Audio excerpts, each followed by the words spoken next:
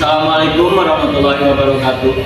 Kami dari kelompok Baharudin Yusuf Habibie akan mempresentasikan mengenai biografi Baharudin Yusuf Habibie, kebijakan-kebijakan pada masa Presiden B.J. Habibie, serta prestasi-prestasi pada masa pemerintahan B.J. Habibie.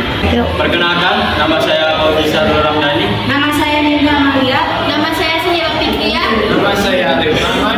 Nama saya Silvi Darenti Putri. Nama saya Nabia. Dan selamat menyaksikan. Oke, langsung saja ke pembahasan yang pertama, yaitu mengenai biografi Profesor Dr. B.J. Habibie. Profesor Dr. B.J. Habibie merupakan pria asal dari Parepare, Sulawesi Selatan.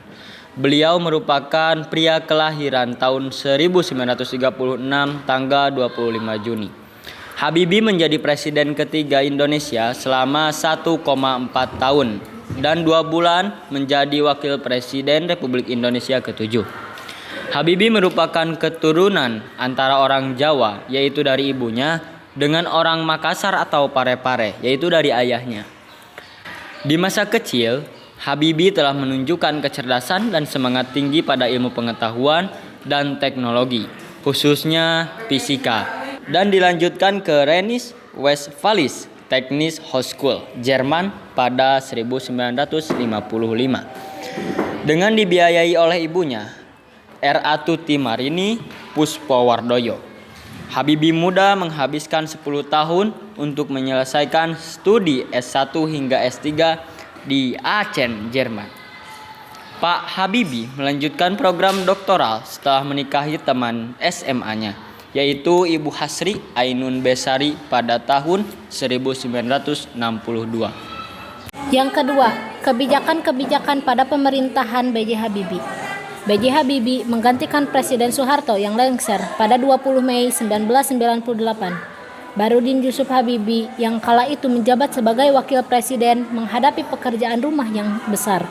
Salah satunya adalah keadaan ekonomi yang porak-poranda yang berdampak pada hilangnya kepercayaan publik pada pemerintah. Untuk mengatasi krisis ekonomi, pemerintahan B.J. Habibie mengambil beberapa kebijakan penting. Di bidang moneter, dimulai dengan mengendalikan jumlah uang yang beredar, menaikkan suku bunga sertifikat BI menjadi 70% dan menerapkan bank sentral independen.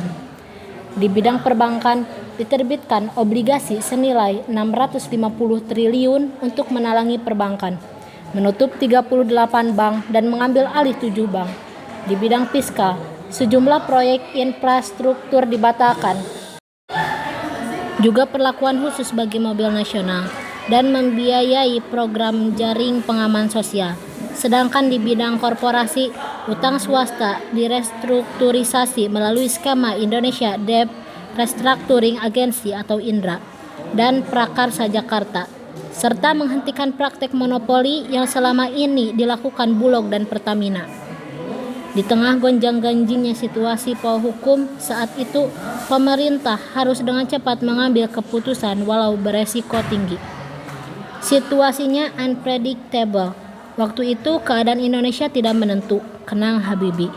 Bisa plus, bisa minus, resiko tinggi, kos tinggi. Cara berpikir saya itu harus berlaku untuk umum.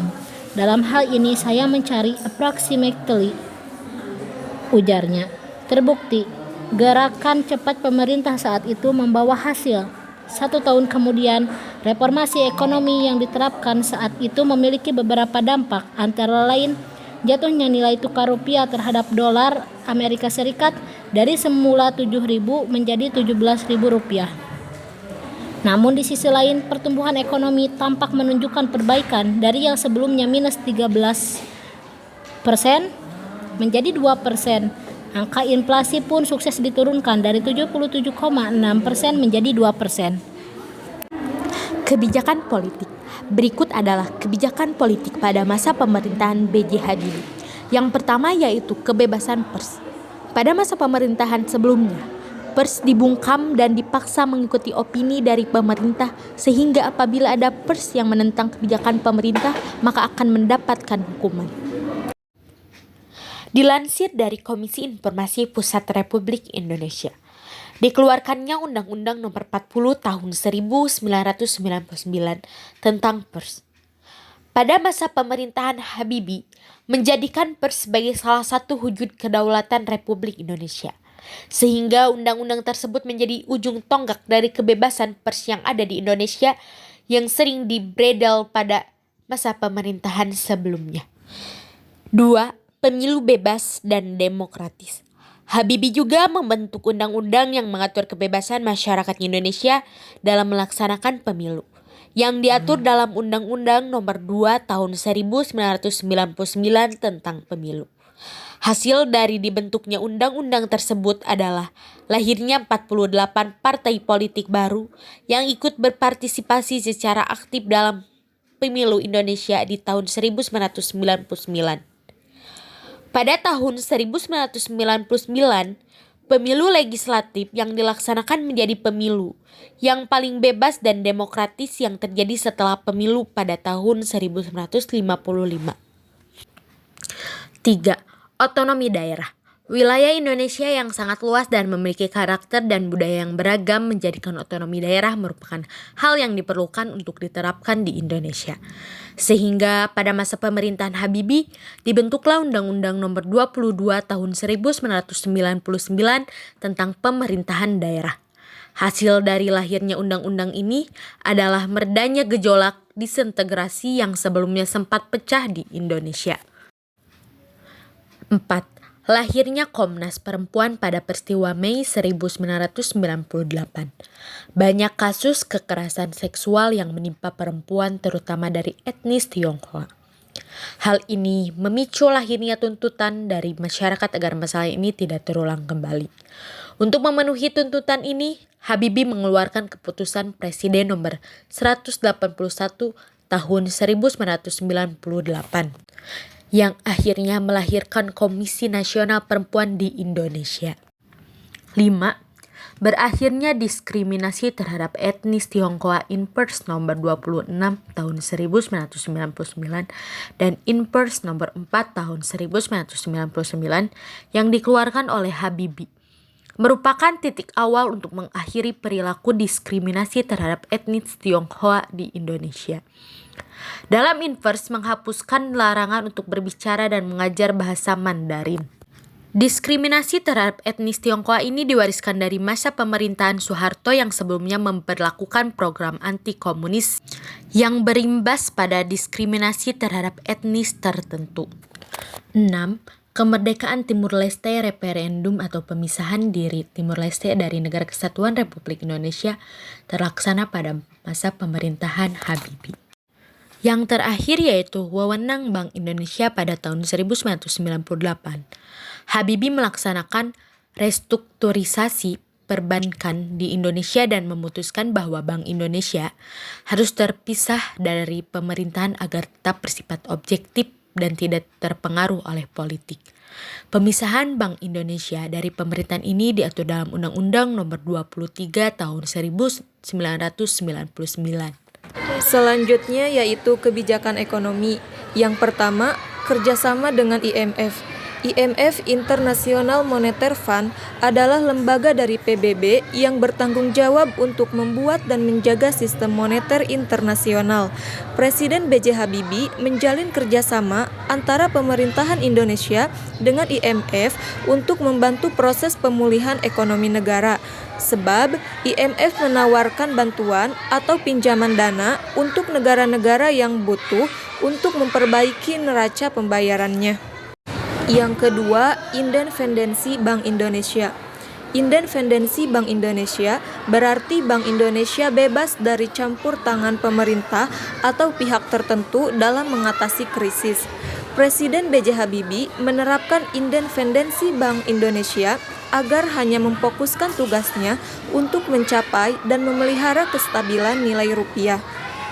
Yang ketiga, melikuidasi beberapa bank. Dikutip dari Undang-Undang Nomor 25 Tahun 1999 tentang pencabutan izin usaha, pembubaran dan likuidasi bank, terdapat pengertian likuidasi bank.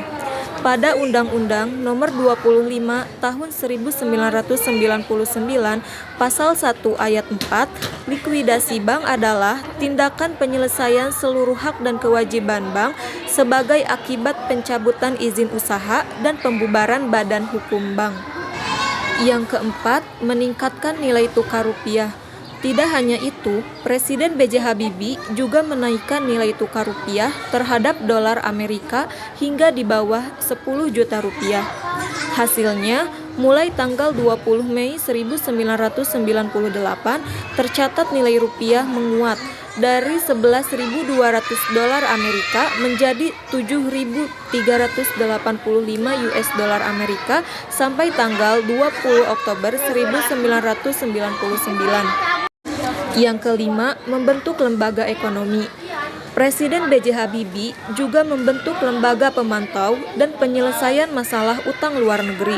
Krisis ekonomi yang terjadi pada tahun 1997 sampai 1998 menjadi puncak praktik korupsi yang merugikan negara.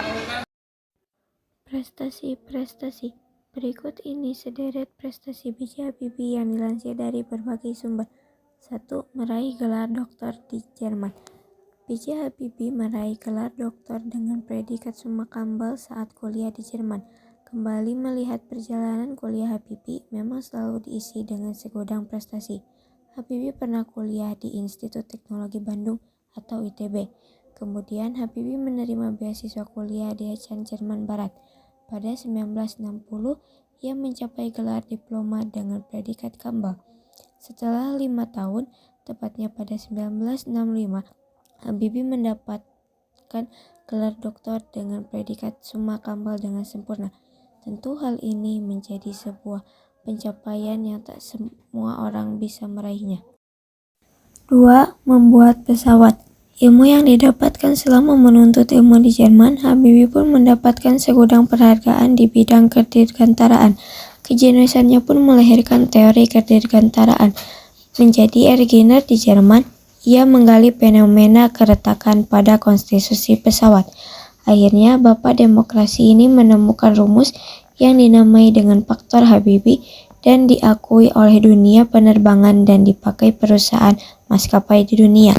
B.J. Habibie pun dijuluki sebagai Miss Crack berkat teorinya ini.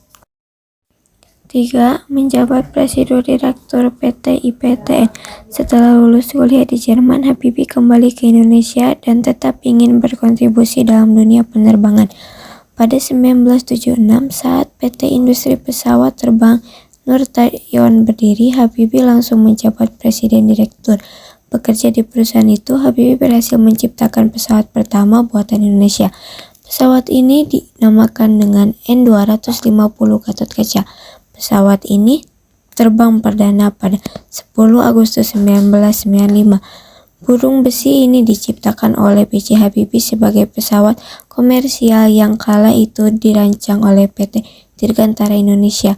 Nama depan N dari pesawat tersebut diambil dari kata Nusantara. 4. Raih penghargaan nasional dan internasional. Prestasi Habibie di dunia internasional akhirnya mendapatkan penghargaan Edward Warner Award dan Award von Karman. Penghargaan tersebut setara dengan hadiah Nobel. Pemerintah Jerman juga pernah memberikan penghargaan Das Große Verdienstkreuz dan Großen Verdienstkreuz München und Stuttgart. Habibie juga mendapatkan penghargaan di negeri sendiri. Kampus ia menimba ilmu, yakni ITB memberi penghargaan tertinggi, yaitu Ganesha Prajamanggala Bhakti Kencana. 5. Menjabat Menteri Riset dan Teknologi. Selain berkutat di dunia penerbangan, Habibie pernah terjun ke dunia politik dan menjabat Menteri Riset dan Teknologi pada 1978 sampai 1998. Kemudian, pada 1998, beliau menempati posisi Wakil Presiden RI ke-7 mendampingi Presiden Soeharto. 2 bulan dilantik sebagai Wakil Presiden, Habibie juga sempat ditunjuk sebagai Presiden Indonesia ketiga. menggantikan Soeharto yang lengser. Meski hanya menjabat dalam waktu singkat, yakni 1 tahun 5 bulan, akan tetapi prestasi B.J. Habibie selama menjadi presiden sangat diapresiasi masyarakat. Sekian presentasi dari kami, mudah-mudahan bermanfaat. Wassalamualaikum warahmatullahi wabarakatuh.